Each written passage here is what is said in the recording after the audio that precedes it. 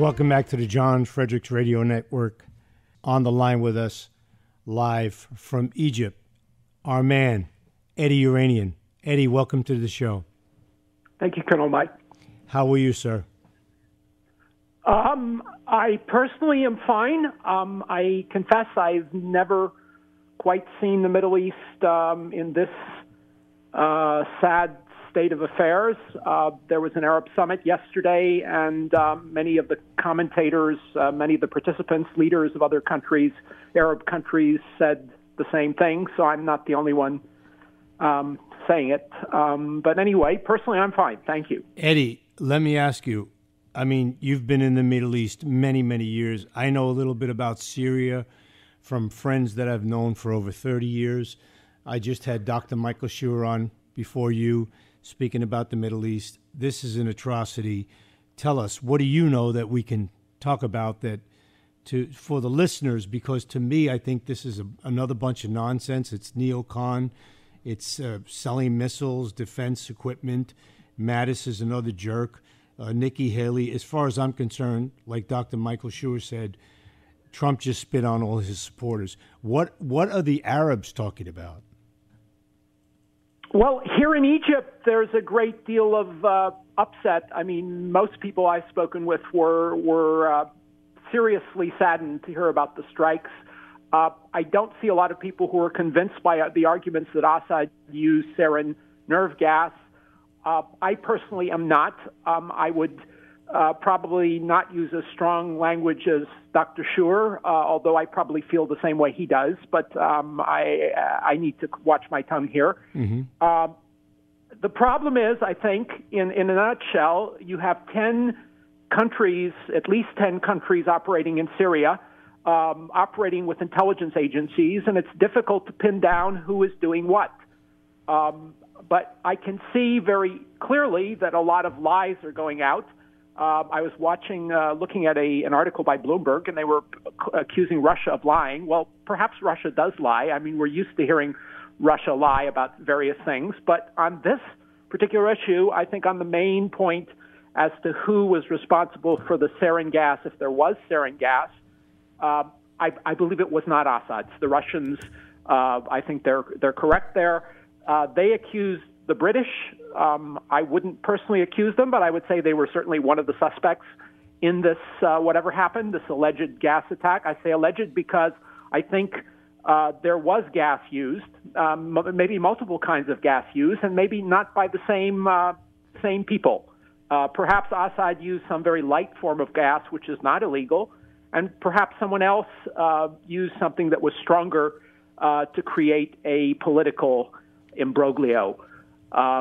We saw something similar to that last year in the north of Syria, in a town on the border with Turkey. I believe that was a false flag operation as well. I've argued this point with people who run Syria websites in Britain, and the chap insists on accusing anyone who disagrees with him as a Russian troll. It's an interesting term. I don't know if there are American trolls out there, if that's a good word to use. But the basic point is there's a lot of misinformation going out in the media. And I think rather than accusing Russia, we should look at the misinformation that we ourselves are putting out. And I think a lot of the time it's deliberately put out. And if the news organizations themselves are not doing it, there are people inside them that are doing it. And I would like to point out, as I did with John maybe a couple weeks ago, look back to 2003. I mean, I was trying to explain to people until I was blue in the face that our intelligence agencies were not telling the truth about Saddam Hussein. I mean, they had three big whoppers. One, that he was buying yellow cake uranium from Niger. That was pretty well disproven before we invaded Iraq, that his intelligence people had met with Al-Qaeda in Prague, and that I guess Colin Powell was the one who said that there was a mobile weapons of mass destruction truck floating around in some part of Iraq, which was also false. But you really can't convince anybody at the time. And when you're dealing with intelligence agencies, they always have a piece of information that you just can't rebut.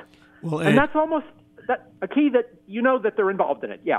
Let me say this. After the debacle of the Middle East Gulf War, Desert Storm, and whatever the second one was called, you would think that the U.S. would be a lot more careful in making sure that this took place. And if it did take place, was it against civilians or was it against rebels, correct? And then you have this moron that's the State Department woman, Nikki Haley, okay? Just a mouthpiece. She should be selling like knives in an infomercial. And she's out there, we're going to put more sanctions on Russia. I mean, you're right. You know, we have a bad reputation. In the past, we've lied, okay? We destroyed a whole civilization. The Babylonian civilization is gone, okay? They dismantled the Middle East. It's a known fact. Now, you know, the thing that bugs me is we're going after this Assad and this country Syria, which, by the way, Christians were pretty much well protected, I would say. They didn't have a bad life there, right, Eddie? Yes, that's true. I've been there many times, and the Christians are pretty well treated. Right, and it was a decent economy, and they had a decent lifestyle under Bashar Assad, correct? Yes, it was actually a country that was autarcic. That is to say that it produced everything it consumed, and it did not rely on the outside other than for tourism, which was sort of a little extra to them. And they sold a little bit of oil outside the country, but most of it was for internal consumption. So it was it was not in debt to anyone, and they had a fairly decent lifestyle. So it's either the Israelis are upset or we need a gas pipeline. Which one is it? A little of both. I think a little of both. One of the things we targeted was a research center which I believe does look into producing gas as well as other things. That was outside on a hill in Damascus called Barzeh. And also the Israelis, just a few days before the tripartite attack, went after the T4 air base, which apparently is where Iran bases its drones. The Israelis are upset about Iranian drones. They also, have had one of their planes knocked out of the sky. So I think it's a bit of retaliation there. So the Israelis are complaining about the open land route now between Tehran and Beirut. I don't think it's quite open. There are a lot of obstacles in the way still. And the gas pipeline, I've talked to many experts who continue to refute that claim, and I don't know why. It looks like the obvious reason. I think the French and the British were the ones who were pushing for this attack on Assad, and I think they're the ones who most want to see that gas pipeline. Eddie, what's happening? I heard we have the allies, May and Macron, France, Britain, jumping in. What happened? Why wasn't Merkel? What do you think, your opinion? Why wasn't Merkel involved? And why does the head of Turkey come out and make a statement? But he's an ally. Where was he in this deal? He is playing, I think, a double game. I think he's trying to see what he can get out of Europe, trying to see what he can get out of the U.S., and trying to see what he can get out of Russia.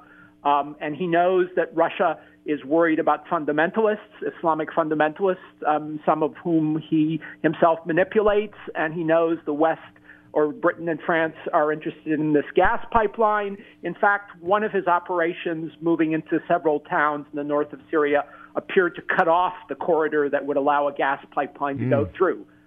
So probably that's blackmail.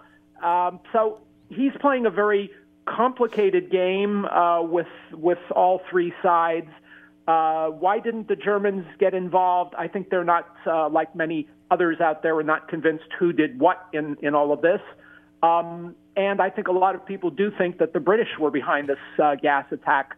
And when I say behind it, it's always tough to say who exactly did what, because a lot of these intelligence agencies work with other intelligence agencies. The British were working with the Turks in many things. Mr. Brennan, the former CIA director, loved to work with the Qataris and work with the Turks and also with the Saudis at one point under Prince Bandar. So a lot of these intelligence agencies use other intelligence agencies to do their dirty work. So it's never really clear who's doing what. You know, I said years ago when we went into the Syrian war, John was against it, Dr. Schuer, Colonel Mike, we were all against this deal with, attacking Syria. But I said years ago, Ed, this guy's a real good triple-cross poker player.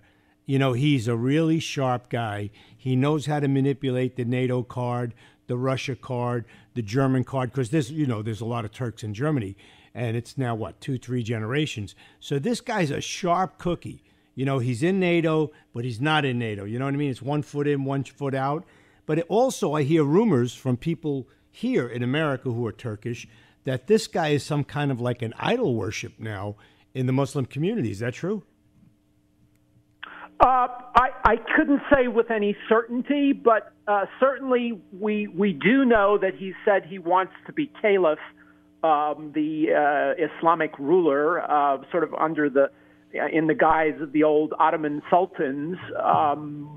Whom he worships exactly is not clear. He does not tell the truth much of the time. I watching him, listening to him over the years, that's clear. You listen to him speak. If you know any Turkish, I can't say I speak it as well as I speak Arabic, but my family, being Armenian, spoke Turkish, so I understand some of it. He sounds a lot like Hitler. If you listen to some of Hitler's speeches, that's exactly what he sounds like. Mm-hmm. And the Turks were involved way back when, the Second War? They were involved with the Germans heavily, and so were the Jordanians at the time, right?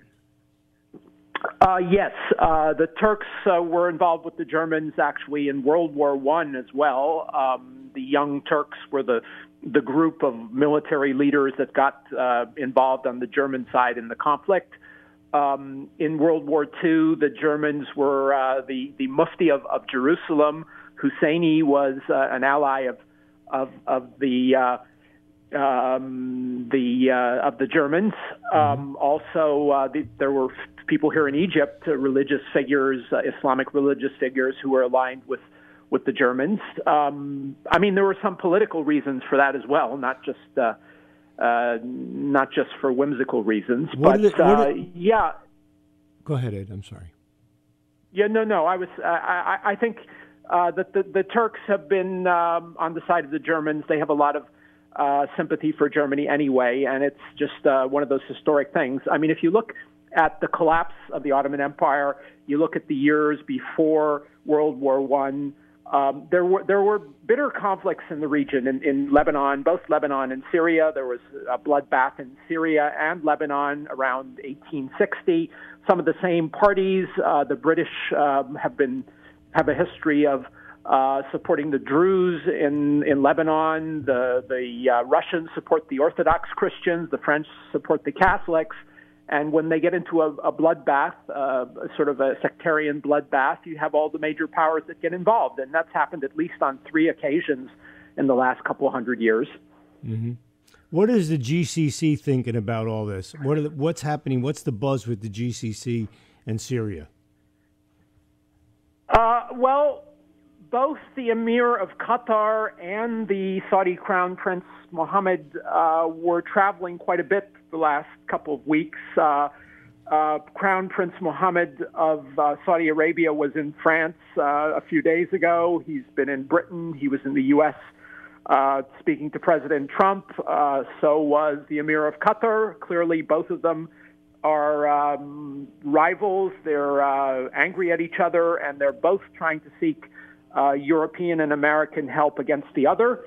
And I think Prince Mohammed may very well have convinced the French and the British and President Trump perhaps as well to get involved in Syria in this alleged gas attack, which is, it's probably perhaps one of their intelligence agencies that was involved in this as well. Wow. Really complicated. Time now is 7:23. You're on the John Frederick Radio Network with Eddie Yeranian, live from Egypt. We're speaking about what's going on in Syria. I think the whole day is going to be pretty much Syria. Coming up is Liz Peek at 7:30, and we'll speak about that also with Comey. Eddie, I want to thank you for calling in, and I want to thank you for the update. And please keep in touch with John by email, because I don't think this thing is going to go away real soon. No, I don't either. I don't either. And thank you for having me. And I'm sorry about the confusion. Oh, not a really problem. No messy problem. situation. I really do appreciate it. Eddie Yeranian, thank you so much.